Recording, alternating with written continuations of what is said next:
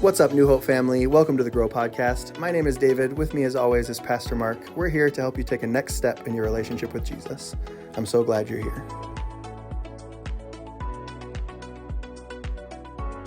Hello, and welcome to episode 134 of the Grow Podcast. Thank you, New Hope family, for joining us. Pastor Mark, thank you for joining. Always my pleasure. Good. That's because eventually it's gonna be like, this is my last one. I'm not doing it anymore. I'm like, oh man, we had a good run.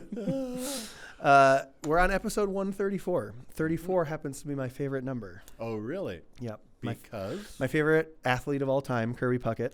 why? That is my son's favorite player. Yes. I gotta get to know this guy. I even watched Kirby Puckett. So did I. A lot. That's what we did for his 13-year trip. Which was, what year was he born? 80. 80, so 93. There's like a reasonable chance I was at that game. 1993. My dad and I were in Minneapolis. My dad and I were in the beautiful Metrodome, my all-time favorite stadium, even though it was not nice. We went but to I loved 5 games that week. Like you went all week long? Yes. Now there's an even higher chance that you and I have been at the same Twins game before. With my sons on their 13th year, we got 1 week of father-son, just the two of us go do whatever it is they want to do for a week. And that's what he wanted to do, which to me, and you were devastated. Like, okay, teacher. And then he's taught me how to keep score. Nice. Which I thought you get a point every time you come across. It's called a run. It's called a run. Get one of those every time they come across the plate. But you know what's called a plate? I had to learn all that stuff. Yes. Well, that's fun. That's a cool thing. You know, a week of whatever for each of the. What did the other boys choose? One of them chose Disneyland, Universal Studios, that whole thing, and one chose a mission trip that we went to England together, just the two of us. The holy kid. Well, he's our sucking world up traveler. to his pastor dad. Oh, we should go on a missions trip for mine, Dad. Just kidding. That's pretty cool, actually. That's very cool. I didn't, but yeah, Kirby Puckett and that was his number. He wore number 34. Okay, I did not know that. So I also always wore number 34. Because I didn't really care. That's fair. Did you have a favorite number? Yes, 13's my favorite 13. Number. That's why your boys got that on their 13th birthday. Like, that's my favorite number. So that explains. Any reason for 13? Ironically, you preached I was born on the 13th. Okay, you preached out of John 13 this last weekend. So I keep noticing these patterns. You're using Mark a lot. Yes. And now you're every book other than Mark you pick, it has to be the 13th chapter. You got it. It's going to be tough when we get to Jude. I'm not sure what you're going to do. Well, it has 13 verses. Okay, so you go verses. So, no problem. Only the 13th verse matters. Now, okay, hold on a second. Hold on, real quick. We're going to go Jude, chapter 1. Okay, what does this have to do with our study? Verse 13 says, "They are wild waves of the sea, foaming up their shame, wandering stars for whom blackest darkness has been reserved forever." Woo! I'm excited to hear your sermon. I can preach it. I can preach that. Yes, sir. I'm excited to hear your sermon on that verse. That's going to be great. Oh, man. Well, I'm excited for episode 134 because it's my favorite number. I did nothing special for it other than just pointing it out. Let us know in the comments your favorite number if that's something you care about. I feel like almost everybody has a favorite number, which is weird. Yeah, why? There's no reason for us to all have a favorite number. Mm-hmm. Do you have a favorite? Has no eternal value. Do you have a favorite letter?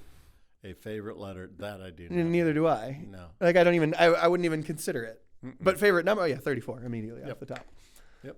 We're a strange species, us human beings. Yes. As a whole and individually. Yeah, that's well said. Yep. Well, this was week 4. This was week 4 of our Be the Church series. Yes, it is. And so you hit on go, you hit on grow, and then you really, threw us for a loop and went with give next. Yes. A total surprise when our mission is go, grow, give. Yeah.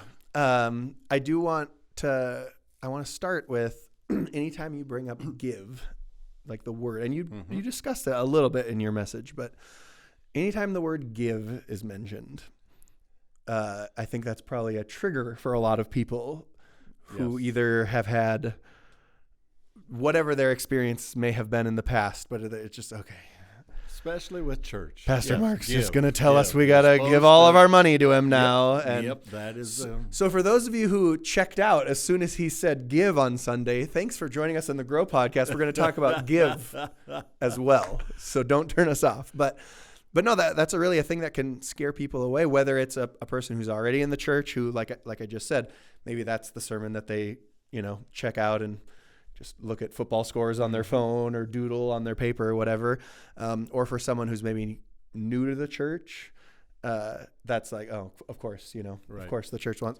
I know even from, I've been in the church my entire life, right? But we both have pastors' kids. And I always think about, I'm like, anytime the pastor's, he's talking about tithing today. And I'm always like, who's the new person who came here for the first time this Sunday and they're going to hear us talking about giving yes. and this is going to be their last Sunday and I as well. always tend to want to apologize for that. Well, if you're new here today, this is not what we talk about every Sunday. And that was the other thing I had in my notes.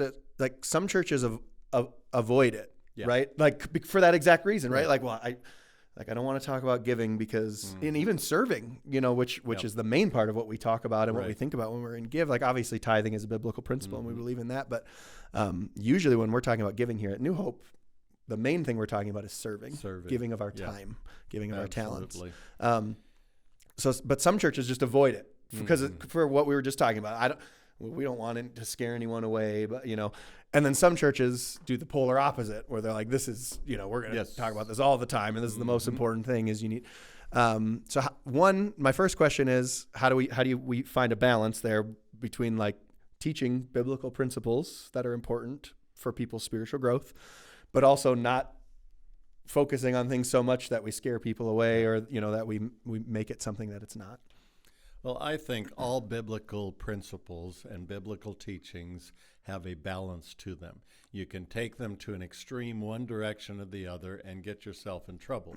And I think in the church we tend to do that because we have our passions, we have the things that, as preachers, the things that God is laying on my heart, so I really want to get that across to people. And so it gets overemphasized. Any message that I preach is going to be very specific. And so we're not covering the full spectrum of balance here. I'll be talking about this particular thing, and the next message or the next month or the next year, I'll be talking about something at the other end of that spectrum. Yeah. And it will sound quite different. Sure. Because the balance of the Christian walk is somewhere in the middle of many of those things. And it's not a wishy-washy, just walk down the middle of stuff. It's just truths are always in balance with each other. And I think finding that is a challenge for us. And understanding there will be times when God's dealing with me on giving financially.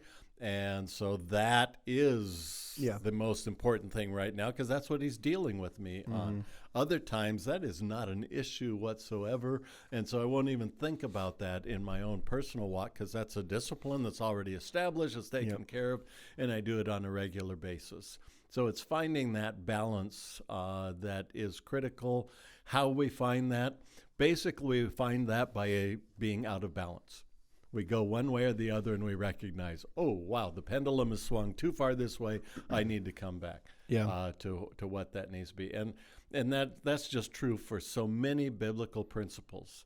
The balance of grace and discipline and justice, those things are in balance. I mean, God's grace is just totally given to us. But if you only stay on the grace side and not on the justice side, it's like, oh, everything's excused. Oh, everything's forgiven. Oh, everything's all right. Oh, it doesn't matter how I live my life because the grace of God is going to cover all of that. Well, that's not correct. And you can go to the other extreme and say, oh, no, it's all about me doing the right thing and my obedience and all of that and totally miss out on God's grace. Yeah. So we find out that balance by going too far one way or the other and go, okay, I've got that. It's time to come back to a center. Before I go into like leadership and servant leadership, which you talked about for quite a bit, I'm gonna jump ahead because this will be, I think, my last question about finances, and the rest will all be about like serving. But you talked about how giving requires personal involvement because, like when we're talking about the serving. And I think for a lot of people, sometimes, even though the money thing is the thing that can be like the taboo one to talk about, and you very briefly mentioned it, I think, in your sermon online, where you just said giving money is, I'm just going to summarize it in my word. Giving money is easier than giving my time. Mm-hmm. Like, here's $10. Like, now I don't have to deal with you until next Sunday. And, like, I'll write another check next Sunday. And same thing dealing with a homeless person. It is much easier just give them some money so I can walk away from this rather than actually care about that person, actually connect in their lives. And at the risk of getting political, we do it the same way in all of life. Throw money at it, that's going to solve the problem. Mm-hmm. If we get enough money out there, just let's start this program, let's give money to this. And that is not the resolution. It takes relationship. And even I don't remember where that was in your notes, but where you were talking about how we, here it is. It was under the, like, giving and serving as an attitude, not a position. Mm-hmm. And you were talking about how, the early church, right? Like, Jesus didn't set up a community engagement team and a greeting team, and he didn't set up a church board before I leave. Let's have this board, and you're going to be the leader, and this is how it's going to be done. And we'll have a committee that'll cover this, and we'll have a committee that'll cover. Doesn't do any of that. Doesn't appoint any positions. And so I have a question about that too. But it's also, I feel like we do that often as the church. You briefly mentioned, like, we do, that's how we think about things politically, community wise, but we do that as the church too, right? It's hey, we're not, we're like, our church isn't serving people, so let's start this big program where we're giving money to this organization. And I don't think those are inherently wrong, but like you said, just throwing money at it isn't A, probably fixing the problem, but B, it's also not helping me grow spiritually in the way of me learning how to serve other people. Mm-hmm. And by me, I just mean all of us that are a part of the church. I wanted to ask you though, like, are we wrong for having those things? You kind of railed on all of those things, different, your pastors and elder teams and worship leaders and greeters and everything. Are we wrong? Like, we have all of those things at New Hope and more. Are we wrong for are we doing it wrong because we have those things? I think I mentioned in the message that the reason we have a lot of those things is because we're not doing it. And so just by nature, we as individuals aren't doing it. So as a church, we want to help individuals to do that. So we set up some of that structure and organization. So I don't think that is bad. Where it becomes bad is, okay, that's their responsibility.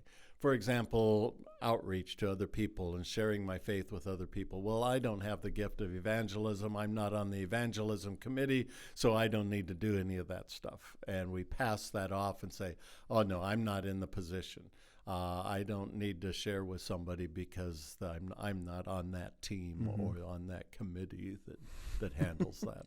On the committee to wash feet. Yes, I had that written down in my notes. I am not the wash feet committee, so I'll just sit here and hope somebody does that or criticize saying somebody needs to do that.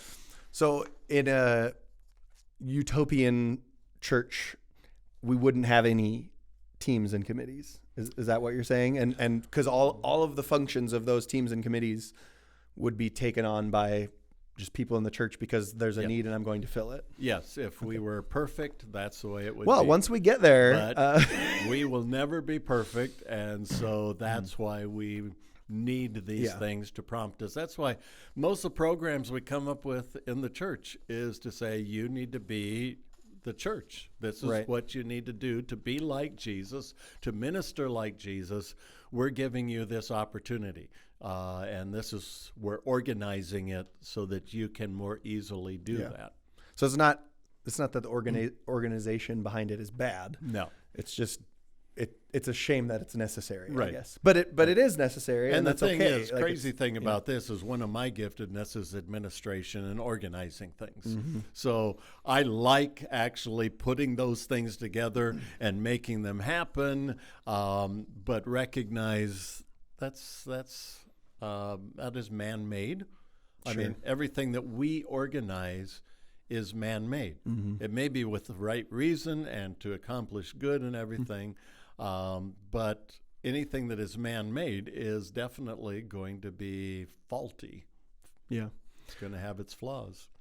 So let's go back to servant leadership a little bit. You said that you lead by serving, which is often the opposite of the way we think, right? You serve so that you then earn the right to lead, and now you're leading, so now you just get to tell other people what to do. And then you also said that giving means serving others. And so if I'm trying to be, we have the Global Leadership Summit that we have every year, right? And they always like to say that, like, anybody who has influence is a leader. Right. And all of us have influence because there's somebody in our life. Anybody that has a relationship has influence. Yep. Anybody who has influence is a leader. And so, okay, I'm trying to think how to lead best in whatever my role is in life, whatever my job is, whatever my role is at home, at school, all the different places we might be. How do I serve others in a way that is leading, as opposed to serve others in, as a follower, right? Like, well, okay, like, Mark, I'll sit here and whatever you tell me to do, I will do. Like, well, then I don't feel like I'm being a leader. How do I lead? Like, how do I intentionally serve, with leadership in mind, rather than I'm just going to sit here until somebody tells me what to do. And I think Jesus' example of the washing of the feet is a good one for us. He starts out by, I do this and you observe. There's a saying or a schematic or whatever, and see if I can even remember how it goes. I do it, you watch. We do it together. You do it. Oh, no, I do it, and then you help me. Then we do it together. And then you do it, and I help you. And then you do it, and I watch. Okay. So you're training somebody else. Sure. To take it over to do those things. Yeah. But the best way to teach them to do it is just like Jesus did. I'll show you how it's done. Yeah. This is what I expect you to do. And then they're able to see it, not just me sit back and say, you should be doing that. You should be doing it. It's like, let me show you. This is how you do it. And this is what needs to be done. Yeah. And I think there are still times when you, as a leader, you still do some of those servant things. You may have trained others to do it, and you don't want to take that back from them. Well, okay, I know how to do this right. You're not doing it good enough, and so I keep taking it back and I keep doing it. That's not the right thing. But there are times when you just plain serve and do what needs to be done, whether or not it is your job or whether or not somebody else should be taken care of. Yeah. You just do it. Yeah. The example from my life that I think about when I think about servant leadership like that, the first coach I ever worked for when I was coaching college, he was actually the guy I played for in college too. And so I started working for him. I was 21. I was really young. And so back at that college. You're still really young. Thank you. I appreciate that. Compared to me, we're going to save that. Well, you are very, very now it's young. not as much of a compliment as it just was. Now I interrupted your story. No, you're good. So go back. We didn't have like Gatorade bottles that we'd fill up with water. They always had just the little like paper plastic cups or whatever, right? So at the end of the game, there's a million of them under the bench. And whether we were on the home or at home or on the road, my boss always like demanded, like, we're going to pick up the cups. Like, yes, they have, a janitor or a maintenance person, whoever who's going to come in, but we're not leaving our bench a complete disaster. Pick up the cups. And he was the athletic director at our college and the head men's basketball coach, but he never was pick up the cups. And then he scurried off to the locker room and waited for us to pick up the cups and go meet him in there.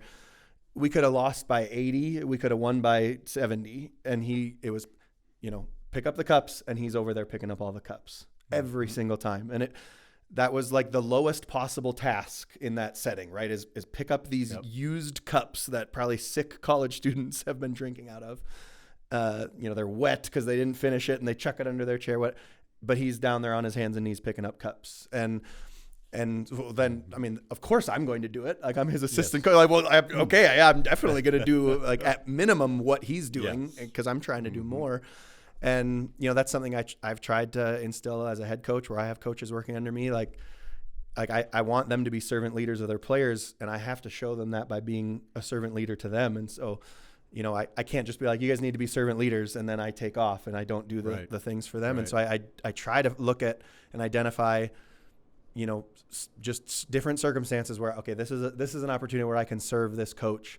so that he is going to continue to learn how to serve his players. Yeah. And because that's what happened for me. I'm sure I learned other things that were, bigger or whatever in the 5 years I worked for that guy. But that's one of the things that's always stood out to me is his example of servant leadership, even with something so small, so seemingly meaningless, but that's affected me in every aspect of my life and how I do things. And I think that's part of the problem. We think those things are meaningless. Sure. It doesn't matter. Yep. And those are the things that we do remember. Yep. Those are the things that do impact, just like I was sharing about that college president out vacuuming, getting a room ready for people to come into. Yep. That had an impact on me that he probably doesn't even remember. Right. Well, he's dead now, so so his memory is better now than there it you was go. before. He's up there like, I remember, Mark. But not a significant event to him, Right. but was significant to me of, okay, I want to be that kind of leader. And you talked about that a little bit too. Most of ministry is done without assignment, unannounced, unnoticed. It's not the Pharisees out there like, everybody look at me while I do this good deed. Or you think of the story where the guy goes there to give and he's talking about how much he's giving, and then the widow, right? It was a widow, comes up with 2 pennies, right. And puts them in, and who gave more? Well, her, because she really gave, and it wasn't just for attention and things. And you talked about quick side note, you were talking about washing of feet. And you said you can't wash feet without touching them. Clearly, you never played outside in like the mud in summer and then grabbed a hose and just hosed your feet off before you went inside, so your mom wouldn't like throw stuff at you for tracking mud through the house. I mean, like I got the point. I got the point you were going for, but I was like, we lived different lives as children. Apparently, it was like a daily occurrence. I did like. I don't want to distract from the point you were making, which was great. Too late. Talking about you already messed that all up. No, they heard you. They heard you yesterday clear. or whenever they listened. It was really a good point. And you're missing. It only distracted me. Hopefully, they learned it before I brought that up. All right, your last point. You said giving is a prerequisite for happiness and fulfillment. Did you mispronounce receiving? When you said, because receiving sounds like a prerequisite for happiness and fulfillment. No, that was not a mispronunciation. Okay, interesting. Why is it not that way? Look, even in the secular world of people that just do good deeds and the fulfillment that gives them. Yeah. I mean, they're not doing it for Jesus. That's not a spiritual commitment. It's just, okay, we should help somebody out. Yeah. And that good feeling that you get because I serve that person, I help that person, I have made the world a little bit better, even if it's just for that individual, for that day or that minute even. Yep. They have that satisfaction, that feel good that comes out of it. And that's totally aside from doing it for spiritual reasons. It's part of the way that God has created us, whether or not we recognize Him in it at all. And so, yes, it is definitely a fulfilling thing for us, and a just something, somebody that's going through depression, having a hard time with that. The advice I would give them is go out and serve. Do something for somebody else. It gets the attention off of me and what I'm not getting and what, my problems onto helping somebody else. It is a cure for that. I mean, it's something that literally changes your attitude and your insides to become a joyful person. Why do you think and I don't want to speak for all mankind, but why do you think we so often try to find happiness and fulfillment by receiving things, by receiving gifts or buying things or receiving accolades at, in our job or whatever we're doing? Why is that where we think we're going to find happiness and fulfillment? Because it works a little bit. Okay. I mean, to say, oh, no, you're not going to feel good because you went out and bought this new thing and you got this brand new fun whatever it is that you were wanting. Yeah, there's a feel good in that. Yeah. And that's why people binge shop or whatever, because they're feeling bad, and so I'll go shopping and I feel better. Yeah. There is truth in that. There is something that does make me feel like I got something out of this, a sense of fulfillment, even though it's very short, doesn't last very long, and is not all of what God has for us. There is some joy in that. So I think we go after what makes us feel good for the moment more than what makes us feel good in the long term. Yeah. Because I feel good because I binge shopped and I got this new thing to wear and I like all that and all of that. But then within, by the end of the month, when the credit card bill comes, I don't have that same good feeling about all of that. Right. And why did I do that? And I didn't need it. And it was a temporary fix for me. That is not long term. So I think we do that just because it has an immediate sense of fulfillment. It satisfied me very briefly, and that felt good. Yeah. It's like Craig Rochelle always says about sin. If you're not having fun while you're sinning, you're not doing it right. But it's such a short term and temporary thing. And it's kind of, you have a broken leg, so you take some ibuprofen to get like a temporary relief, but you didn't fix the problem at all. Whereas, the giving is more permanent, and it's so much deeper than that just kind of topical. And that your illustration of sin is just so true. We sin. It is mine, not Craig Rochelle's. That's a David Lundeen special. I came up with it. No, sin feels good. Yeah. Otherwise, we wouldn't do it. Right. I mean, it has some satisfaction level to it, and so that's why we go that route, because we like it, and that does not take into consideration all the rest that goes with that and the long-term effects of it. So we're talking about giving and serving and all these things, and then we get to verse 17, which in the NIV says, "Now that you know these things, you will be blessed if you do them." This is a verse that sometimes scares people as well, because they start to hear prosperity gospel in this, right? Okay, well, if I just do these things, if I sow my seed with my giving, then I will be blessed if I do them. So if I volunteer at church and I tithe and my life still sucks next week, like God's not holding up his end of the bargain. How do you deal with that? Well, I think the whole thing is motivation and why you're doing it. Am I doing this for me? I mean, if I am serving somebody else for what I'm going to get out of it, I mean, I'm reversing everything. I will be blessed from it. But if I'm doing it for the blessing, and so God, take note, I'm doing this, you need to bless me, your motivation is all wrong. It is still egocentric, it's self-centric, it's all about me and what I want, not trying to be what God wants me to be or what others need. It's just me. And I'm doing it for me. And if I'm doing it for me, then I expect God to come through and do what I want him to do, because I have sacrificed and I have given and I have done all of these things. And I think we misunderstand like how we're going to be blessed. Like we don't get to decide. And that blessing is going to be a brand new SUV with 0 miles on it, and I don't have to pay for it. It's like we don't get to, I don't get to choose what my blessing is. Like God's going to bless me, and it's going to be a better blessing than anything I could come up with. But when I'm, struggling, or I'm in this moment where I need a blessing of a certain type, it's easy to then project that onto God. Well, if I do this for him, then he has to do this thing for me because he said so in verse 17, and then we get frustrated when that's not the blessing that we get. But I think the motivation thing is a good point, and God looks at the heart. We've been talking about that a lot on our other podcasts as we go through Romans, where that's a point that is made very often, that God's looking at our heart, at our motivations behind things. The last thing I have in my notes is when you were talking about Judas. Always fun to talk about Judas. Just such a great character. But I mean, so fascinating. And just like trying to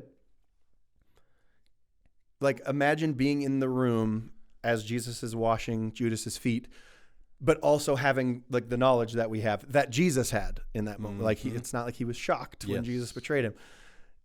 That's so incredible to be willing to do that for someone who is going to betray you to the ultimate level. Right. And And for us, like, we don't always get to know, right? Like, Right. I don't We have know no that you're idea. going to betray me someday. Mm-hmm. But if you've already betrayed me, I certainly know. And you better believe I'm not going to serve you after you've betrayed me. Like it's such a contrary thing to how our minds function to want to serve somebody who has hurt us in some way. Yep. And one of the things that really stood out to me is when you were saying, if you have a beef with someone in the church, go wash their feet, go serve them. And you think about Jesus. Jesus didn't demand that Judas apologize before he washed his feet. Mm-hmm. He just washed his feet. Yep. And did it stop Judas from betraying him? No, Not even a little bit, actually. Not Nope. even a little bit. Mm-mm. But he did it anyway because his serving of Judas wasn't to fix Judas's relationship with God. It was the right thing for Jesus to do. He's not really a follower of God since he is God, but you get my point. Like, for us in that moment, if I'm going to go serve someone who I have an issue with, I feel like so often we're like, if I go serve Pastor Mark after he just made me really mad last week, that's going to really get him. And then Yes. the Holy Spirit's going to just take over, and then I'm going to fix Pastor Mark. But it doesn't. Have you seen it work that way very often? That's not an experience that I've had. No.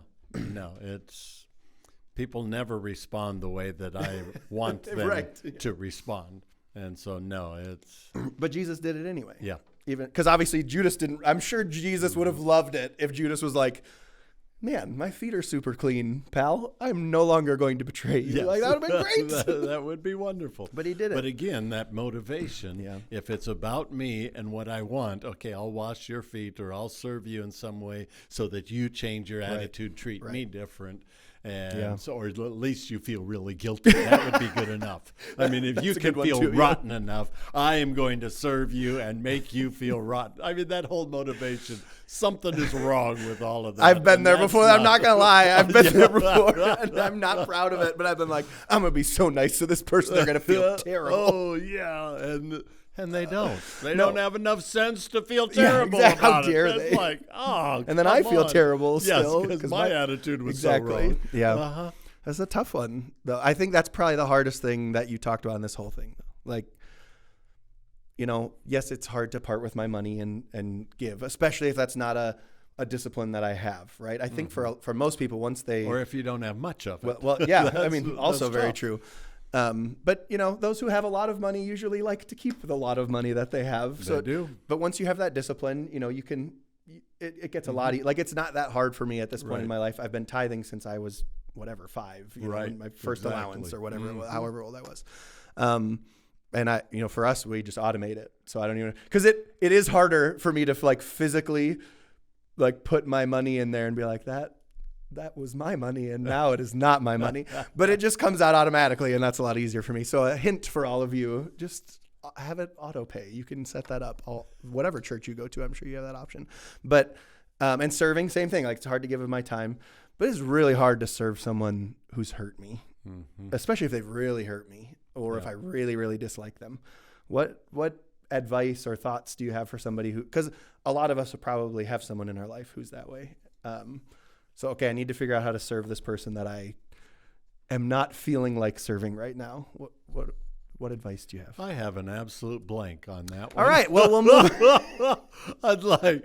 No, it's fine. All I can think of is you just do it. Yeah. It's not wait till I feel like doing this. It's not wait for something to happen within me. It's something that I do out of obedience. Yeah. And there are times when it's not, okay, I feel out of the motivation of my heart, I really want to do something. I do it because it's right. Yeah. And sometimes that's the hardest time to do it, is that's the right thing to do. Yeah. And you just decide, if I'm a faithful follower of Jesus, I think this is what Jesus would do. And even if my heart is not in it, there is value in doing it, because sometimes that actually changes my heart, changes me when I'm able to do something, serve somebody in that way. Yeah. Something just came to my mind reading your notes as we're talking about this, but you said, see people as Jesus see them through his eyes. And as he's going around that room washing everybody's feet, like we think about Judas, right? We're like, we know what Mm-hmm. Judas is about to do to him. And we can't imagine doing something worse to somebody who loves you. Right. But then when you really think about it, like as he goes around the room, every single person whose feet he was washing was sending him to the cross. All 12 of them. Like, yeah, Judas was about to do the thing that on earth looks worse, right? Like he betrayed him, and he's the reason the Roman, they arrested him and they crucified him. But Jesus had to die because of Peter, because of John, because of all of them, because of every single one of us. And so, when like me serving if I'm going to look at other people, like you're saying, see them as Jesus sees them through his eyes, we all sent him to the cross, not just Judas. And he had no differentiation between it. It's not, well, this person's sin was a little worse than this person's sin, so I'm going to serve them, but I can't really get over what they did. Sin was sin. It's all wrong, and he still served all of us. And an interesting picture on that as he's going and doing each of the disciples that I was thinking of is he washes Peter's feet. Peter's reaction is that, oh, no, you're not going to do this. So Judas has this plan to betray Jesus. It's already in place. I mean, it's already decided in his heart, in his mind. Jesus washes his feet. We've got Peter, on the other hand, that no way, you're not going to be the servant to me. I'm the servant to you. There's no way I'm going to let this happen. His heart is going in the right direction. Peter ends up denying Jesus, which is almost as bad as the betraying of Jesus. But at that point, Peter had no idea that he would ever deny Jesus at all. I mean, he has declared, no matter what anybody else does, I'm going to be there for you. His intentions were so righteous and so good and all of that, but he ends up denying Jesus. And when Jesus is washing Peter's feet at the same time, and Peter's saying all the right things, he's going, oh, Peter, you have no clue. Yeah. You don't know what you're going to be facing. And I think it's just a great picture for us is we can be very judgmental of the Judases. Yeah. And I'm a Peter. I'm standing for Jesus no matter what. And then I mess up and realize, wow, I'm still in this imperfect, flawed body, and Jesus knows that, and he chooses to serve anyway. Yeah. And that's my responsibility to serve others as well. Yeah, that's really good, Pastor Mark. Well, thank you for that message. It was really good. Thank you for this series. It's been, we like Go Grow Give has been around since before either of us got to New Hope, but it's always good for us to be reminded of our mission and why it's important and what our role is, and why we are the church, each one of us individually, and hearing somebody who even I've been here longer from teaching it and teaching the same things, but different. It's been a really, really cool series. So I've really appreciated that. We have a few discussion questions for those of you who would like to go through discussion questions either by yourself or hopefully with some other people. The first one: what is the relationship between leadership and service? We talked a whole lot about that. So hopefully you learned something and have an answer for that one. Second question: is it easier to serve when you have a designated responsibility? So like a greeter or in the nursery or whatever that is. And then you have on here, make a list of who you've served in the last few days or weeks. Is that so I can just feel really good about myself? Well, I've served so many people. Well, or not. Oh, okay. Yeah. You're looking at going, oh, no. I'm sure I did. There has to be somebody I can list here. I'm sure I did something for my wife. I'm not sure what it would be, and I can't think of it, and probably she can't either, but yeah. So, that could be a challenge either way. No, I don't want to do that. And then intentionally, these aren't questions, but intentionally walk through your day. This is like your homework. We used to give homework out on the Grow podcast, and then we changed it to calling it a next step because nobody likes homework. So here's your next step. So your next step this week is intentionally walk through your day, asking yourself how you can serve someone other than yourself. Which, man, imagine if every one of us did that from New Hope. It would be amazing. The impact would be pretty wide. Well, thank you, Pastor Mark. One more week of this series. So make sure you are joining us at one of our campuses on the weekend, Williston or Tioga, or joining us online if you're not near either of those campuses. then be back next week for episode 135. I don't have any affiliation to the number 35, so got nothing on that one. But maybe one of you does. Let us know in the comments. We would love to hear from you in the comments. Feel free to answer any of those discussion questions in the comments. We definitely read all of those. And let me give just kind of a teaser of what is coming in this next message, because it may be the most offensive one that you have heard, because I will get in your face on some things and challenge you on it. I'm going to be sick that day. Yeah, so get ready for that. Don't scare them away from coming to church. No, I think that'll be great. I'm looking forward to that. And I'm scared of what the Grow podcast will be after that. We love you, New Hope family. We thank you so much for being with us here on the Grow podcast. It's a great way to continue to grow throughout the week, but then also let's make sure we're putting these things into practice so that it's not just head knowledge that we're gaining, but we're actually changing how we live and growing closer to the Lord. So thank you again, Pastor Mark. Thanks to all of you. We love you, and we will see you next time.